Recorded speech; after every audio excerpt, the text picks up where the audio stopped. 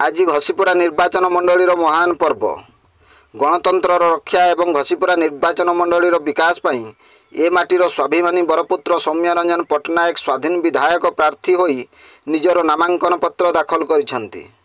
जनसाधारणकर जननायक सौम्य रंजन पट्टनायक नामांकन शोभायात्रा रे जनसमुद्र दुर्नीति भ्रष्टाचार चोर खंट अगणतंत्र सरकारंकर घोर विरोधी माननीय श्री पट्टनायक आज प्रार्थीपत्र दाखलर शुभ अवसर में शुभ दिन में हसुची घसीपुरा निर्वाचन मंडली हसुची सारा ओडिशा। सौम्य पट्टनायकंकर सौम्य भाव शांत भाव साधु भाव एवं प्रसन्न भाव समस्त को करिछि मतुआला। यार उदाहरण घटगाँ एवं आनंदपुर बासभवन में आपण माने देखि सारिछंती। प्रिय दर्शक बंधु, नामांकन पत्र दाखल अवसर में लक्ष लक्ष लोकंकर जनसमावेश बा शोभायात्रा थिला एक ट्रेलर। सौम्य रंजन पट्टनायक निर्देशित फिल्म तो आगक बाकी अच्छी।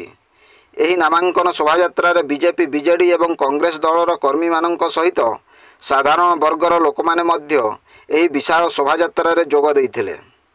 मने हुए नेता मानक मध्य प्रतिद्वंदिता लागिवा परिवर्ते ए वर्षर निर्वाचन एपरि लागुछि जेपरि धर्म सहित अधर्मर, न्याय सहित अन्यायर, गणतंत्र सहित लोकतंत्रर।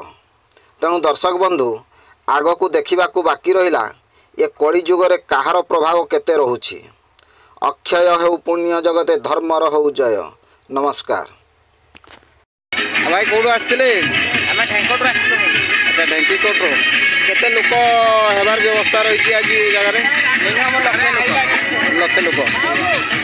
ए वर्ष परिवर्तन आशा रोची ना कौन केमती परिवर्तन आशा आपणकर केते विश्वास अछि परिवर्तन हो बोली? 100%।